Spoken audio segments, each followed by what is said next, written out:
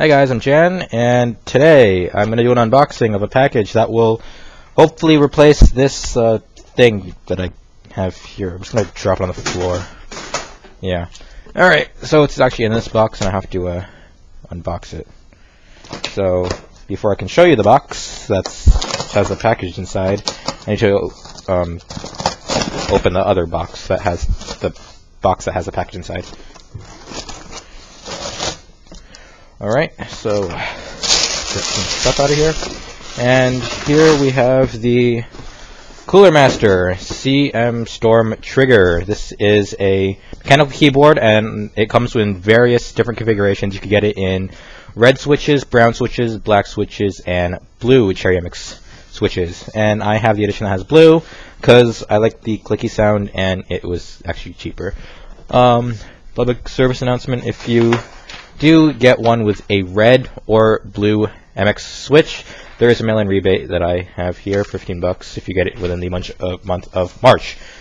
So let's go on the box. Let's see if I can do this without having to mess things up here. So CM Storm Trigger, mechanical gaming keyboard, highest grade gold-plated cherry switches, 64 kilobytes of macro and keyboard profile memory, which should be plenty for all your macros. There's only 5.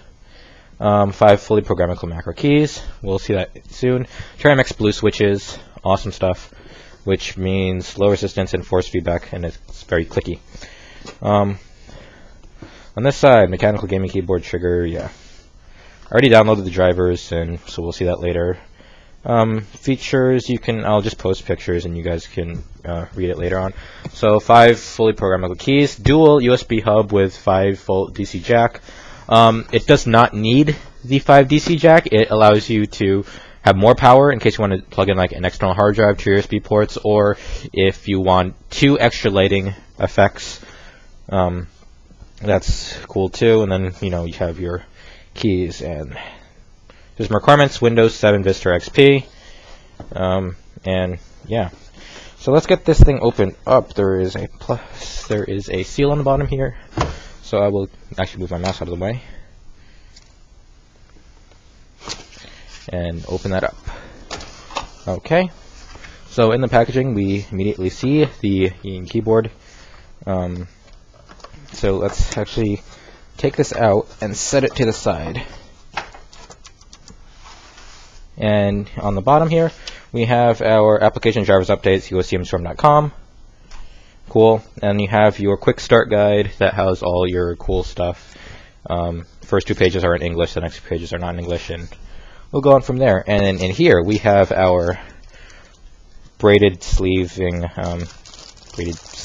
keyboard, USB cable with gold plated connectors, which looks pretty nice actually. So it's pretty thick, so I don't think I'll have any worries about it. You can't even see any of the cables in there. Really high quality sleeving here, and all gold connectors and whatnot. So that's that. I'll set that to the side, and let's go into the keyboard itself. There's nothing else in the box. So you can take off the padding. There is a wrist rest on the bottom there, so I'll take that off. Actually, let's look at the wrist rest right now. Okay, so it'll be going onto the keyboard. All you have to do is, they're just things that snap on the bottom. Make sure you get them. I'm really bad with wrist rests. Okay, I'm just going to flip it upside down and see how this thing clicks in.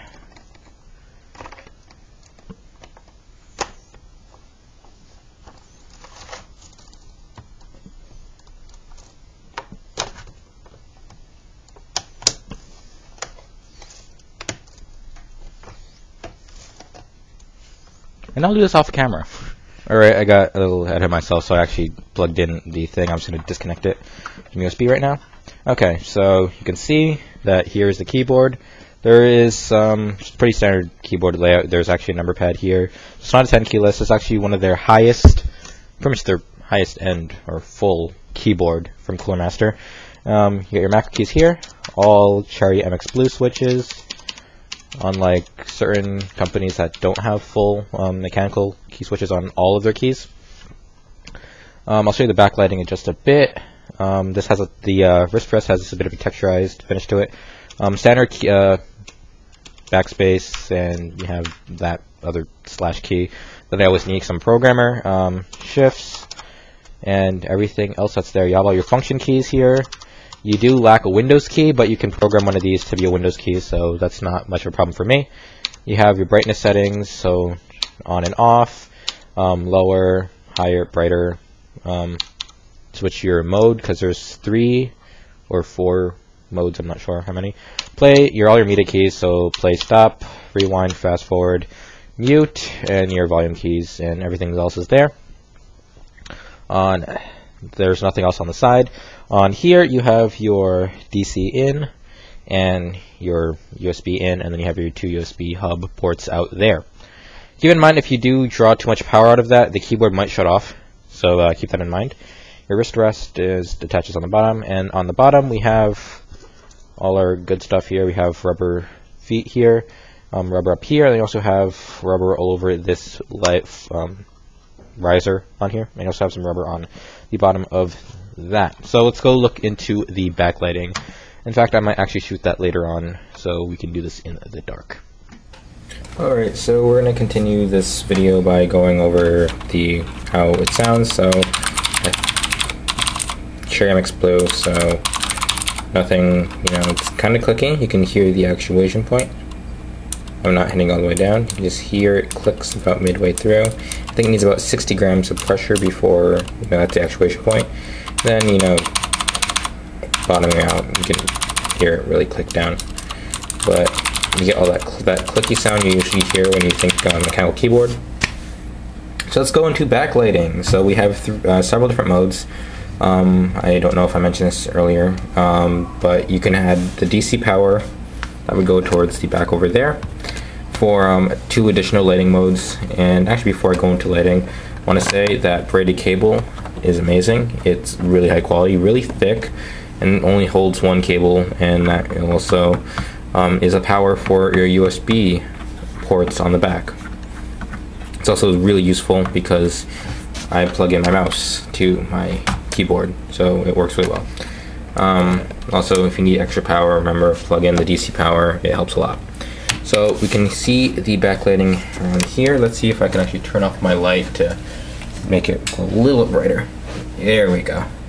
So you can see it glows pretty brightly. So here's mode 1.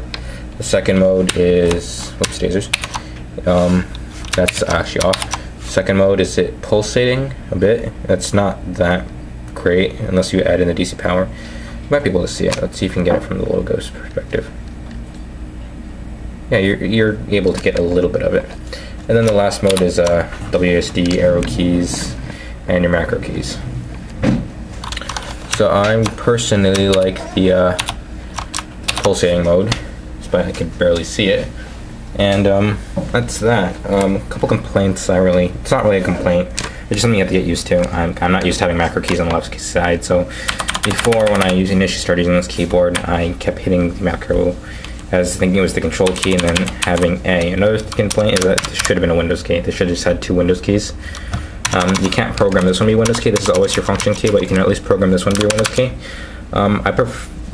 Usually when I have keyboards, the function key is always to my left, so I wish I could, use this and as a function key, and then this one as my Windows key, since I usually traditionally use this as my Windows key when I have a keyboard that has 2 Windows keys.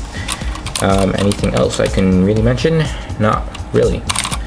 So be sure to subscribe to this channel as well as the other channel for more videos like this, and be sure to comment if you have any questions, because keyboards are something that you might want to research before getting to make sure you're completely satisfied. So that's that. Thanks for watching.